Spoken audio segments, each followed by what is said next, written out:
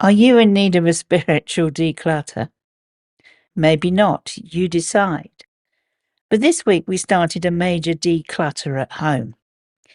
And I expect many of you know what that's if you've been moving home. But we did have this thought that when the time comes when our kids have to sort out the house, it's going to be an absolute nightmare for them. And over the years, we've gathered so much stuff, a lot of stuff that's just been put in cupboards we don't use, we don't need. So it was important to us that we sorted things out, and we've done numerous tip runs. We've donated a great deal to the local charity shop, which is wonderful for us to feel that what we don't need is going to help someone else and support the local hospice. And we've cleared lots of rubbish. You don't realize how much rubbish you're living with until you start having a declutter. But it feels great. Things feel a bit lighter.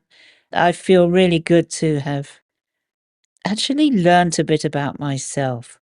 And in that decluttering process, I got rid of a lot of books. I passed on a lot of books relating to spiritualism and spirituality. And over the years, there were many of them. Of course, some are classics that will always stay with me until I no longer can read them. But there were an awful lot that I wasn't interested in anymore. And if somebody is interested in, then hopefully they'll get them for a great price at the local hospice charity shop where they've gone. So the spiritual journey is not about acquiring more knowledge or practices, but about shedding layers until we reach the essential truth of who we really are. And these words from Adyashanti perfectly capture what we'll explore today. It's about shedding layers until we reach the essential truth of who we are. The counterintuitive wisdom that spiritual growth often requires subtraction rather than addition is very relevant here. So to grow, less is more. There we are, there's a thing. We are constantly encouraged to acquire more and more techniques, more workshops, more spiritual identities, more mentors. I'm going to suggest something radical.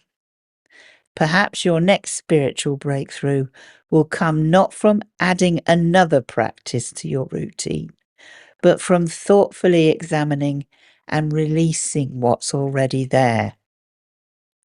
By the end, you'll understand exactly how to conduct a thorough spiritual decluttering that honors both where you've been and where you're truly called to go. So we're going to look at the weight of spiritual accumulation. And have you ever noticed how your spiritual journey, once a source of great liberation, has gradually transformed into something that feels heavy and constraining? I know I have at times. And this weight accumulates silently, almost imperceptibly, like dust gathering on forgotten shelves. And I sure found a lot of that this week. But it's spiritual practices, beliefs, and identities. They collect within us over time, layer upon layer, until we find ourselves carrying a burden we never consciously chose. Think of it, perhaps, as spiritual hoarding. We encounter a moving meditation practice and add it to our routine. We read about crystal healing and purchase a whole collection. We learn about chakra balancing, energy clearing, ancestral healing, and mantra recitation, each promising transformation, each claiming space in our spiritual repertoire. Initially, these tools create profound openings, offering glimpses of freedom, connection, expanded awareness. The first time I experienced meditation, I felt as if I'd discovered a secret passage to another dimension of wisdom, of consciousness, of being. Yet something curious happens when we continue accumulating without discernment. That spiritual backpack, once containing just the essentials, grows heavier with each workshop, each course, each certificate, each new practice. It weighs you down, and what began as liberation begins to feel like obligation. Our spiritual life transforms from a flowing river into a stagnant reservoir, deep but not moving. Consider your own spiritual landscape. Perhaps you have an altar and it's grown so crowded with sacred objects that you can barely see the surface beneath. Maybe your morning practice has expanded from a simple 10-minute meditation to an hour-long ritual involving cards, crystals, journaling, chanting, and it leaves you exhausted before your day has even begun. Your bookshelf sags with spiritual texts, many half-read, each one inducing a subtle twinge of guilt for knowledge not yet integrated. I can relate to that. I got rid of so many books that I barely opened the cover of. Maybe today is the day for someone else is ready for it, if they come across it. But it's been there years, gathering dust on my bookshelf, making it sag, and time to move on. I reached my own breaking point some years into my teaching practice. Students were reporting their methods had become mechanical, like a checkbox to tick rather than a sacred communion. And that made me rather sad. Something so beautiful just became like a checklist. And this experience is remarkably common. Studies of long-term practitioners reveal a pattern of diminishing returns when spiritual practices become collector's items rather than tools for transformation. We accumulate without integration, gather without discernment, and eventually find ourselves so weighed down by the very practices that were actually meant to liberate us, to set us free. They've become a burden. So, how might you recognize when your spirit requires decluttering? Pay attention to the subtle signs. Feeling spiritually exhausted rather than nourished after your practices. Confusion about which path is truly yours amid the many you've sampled. Performing spiritual routines to maintain an image rather than to foster authentic connection. Experiencing anxiety when you miss a practice rather than simply returning to it with presence when possible. Those are all possibilities of when you've been overwhelmed and need a really good declutter. The cost of carrying this spiritual weight extends beyond mere inconvenience. When our spiritual lives become cluttered, we disconnect from our intuition. That quiet inner voice becomes muffled beneath layers of shoulds and musts, shoulda, woulda, couldas. We experience spiritual burnout where practices that once energized us now deplete our life force. And perhaps most ironic in seeking spiritual freedom, we imprison ourselves within rigid expectation of what spirituality should or be like. When we hold on to spiritual beliefs that no longer resonate with our evolving consciousness, we create an internal dissonance, a subtle but persistent conflict between what we truly know and what we think we are meant to believe. And I can relate to this very much because I'll be honest with you, one of the layers that I've peeled off is my attachment to spiritualism. And if I'm totally honest with myself, I was never comfortable with it. And I'm not talking about any particular organization, but spiritualism itself. I could be comfortable with it without the principles, but with philosophy. but I am not comfortable with it as a religion. I'm not comfortable with the word God. Everyone can argue that one, but that's me. I'm not. And so I was working for many years within spiritualism, within an organization that was spiritualist, and feeling this disconnect is what I could say. It didn't feel right.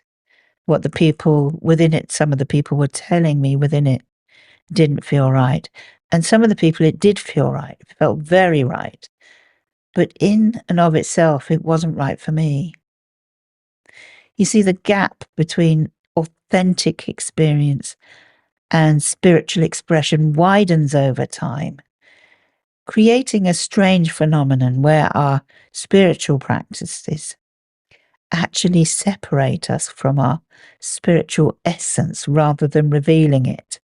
And I found it was separating me from my true self. So if we consider the practitioner who continues with a tradition that emphasizes hierarchy and authority after their inner knowing has evolved towards recognition of their own divine wisdom, then such misalignment creates spiritual stagnation, a state where we're neither fully embracing our former beliefs nor honestly acknowledging our current truth. The emotional cost is equally significant. Each outdated belief we carry creates subtle energy friction, consuming energy that could otherwise flow towards authentic expression and spiritual growth. We become spiritual hoarders, afraid to release anything for fear of losing something essential, yet increasingly burdened by what we do carry. So, we have to look at the art of sacred release. The paradox of spiritual growth is that our progress often stalls not from lack of knowledge, but from carrying too much. Could the weight of accumulated beliefs be blocking the very experiences that you seek? When we examine traditions like Zen Buddhism or Christian mysticism, we discover a surprising pattern. The most profound spiritual advancements come not through acquisition, but through a conscious release, non-attachment. The seemingly counterintuitive wisdom forms the foundation of something we could call spiritual minimalism. I like that. Spiritual minimalism. Unlike a rejection of spirituality altogether, it could represent an intentional presence of discernment, carefully evaluating what truly serves your highest evolution. Zen Buddhism, with its emphasis on simplicity, offers a direct pathway to this decluttering through meditation and mindfulness. And these practices cultivate present moment awareness, enabling us to identify and release the mental and emotional clutter that obstructs our growth. What makes this process challenging isn't the intellectual understanding, but the profound emotional resistance we encounter when attempting to release spiritual possessions. Oh, all those books, all those cards I gave away, all those crystals. Our beliefs become woven onto the fabric of our identity over time. Psychological research reveals that when these beliefs are challenged, it triggers anxiety and fear, a sense of impending loss. We worry about disappointing teachers who invested in us, or communities that validated our path. The uncertainty about what remains after familiar structures dissolve can feel like stepping into an abyss.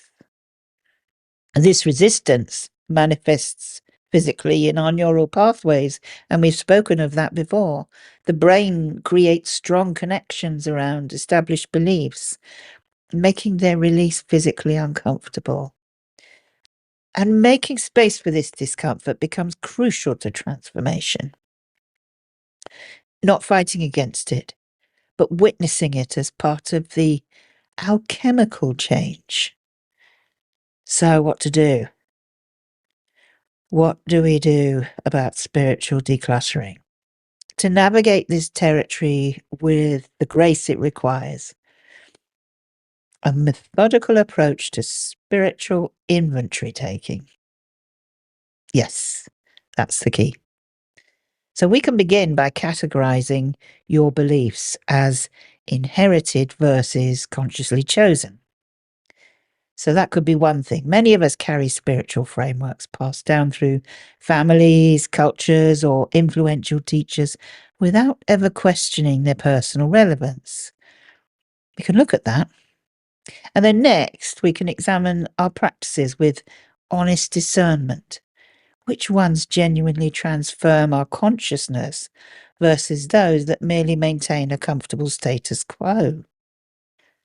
We could question whether certain spiritual identities still accurately reflect our truth, or if they become costumes worn to belong to rather than authentic expressions of us. The distinction between valuable spiritual teachings and unnecessary baggage isn't always obvious. Rather than relying on comfort or familiarity as metrics, we must first analyze them through deeper filters: resonance, liberation, and authentic growth. Does this teaching resonate with your inner knowing? Does it free you to express more of your authentic nature? Does it contribute to your evolution or merely reinforce existing patterns? Consider specific examples of this sacred release in action. Adhered to rigid meditation schedules because you believe spirituality requires strict discipline. What might shift if you release that structure in favor of present moment awareness throughout your day? See, the mystical traditions of Sufism and Christian mysticism emphasize this integration, finding the divine in ordinary moments rather than solely in designated practices. That's rather beautiful, isn't it? Another transformation comes from releasing spiritual competition. Many practitioners unconsciously adopt a hierarchical mindset. This manifests as subtle comparisons during group meditations or workshops. Who's more advanced, more disciplined, more enlightened? Surrendering this need to appear advanced to others creates space for authentic experience without the performance aspect that drains vital energy. When we successfully release what no longer serves us, we enter a state characterized by three distinct qualities. First, a palpable lightness emerges, not from having nothing, but from carrying fewer, more meaningful practices that genuinely nourish us. Second, clarity dawns as contradictory beliefs no longer create internal friction and stress. Finally, energy flows more freely when our spiritual life aligns with our authentic values rather than externally imposed ideals. Now, how can you distinguish between valuable teachings and unnecessary baggage? You can apply these three essential filters. Does it bring you closer to your authentic self? Does it enhance your capacity for presence and compassion? And does it simplify rather than complicate your connection to the divine? These three questions serve as a compass, guiding you towards what deserves to remain in your personal spiritual landscape. So, as our journey of spiritual decluttering comes to a close, I'm reminded of the wisdom within spiritual minimalism, that path which prioritizes simplicity over accumulation. The essence of our spiritual evolution isn't about gathering more tools, techniques, or teachings, but about carefully removing what obscures our authentic connection to the divine. In the words of spiritual teachers, simplicity creates a direct path to deeper connection. When we release excess, both material and spiritual, we make space for what Emily Stimson Chapman describes as a sense of order and peace. This decluttering extends beyond physical possessions into the realm of spirit itself. So, what unnecessary weight might you set down today? Consider the sacred practice of discernment, examining which elements of your spiritual path truly nourish your soul versus those that merely occupy space. Perhaps the most profound spiritual act isn't acquisition, but intentional release, creating a vast sacred space where your authentic nature can flourish. Thank you. Thanks for your support on Insights on a Spiritual Path, and please subscribe, share, and check out the great links in the description.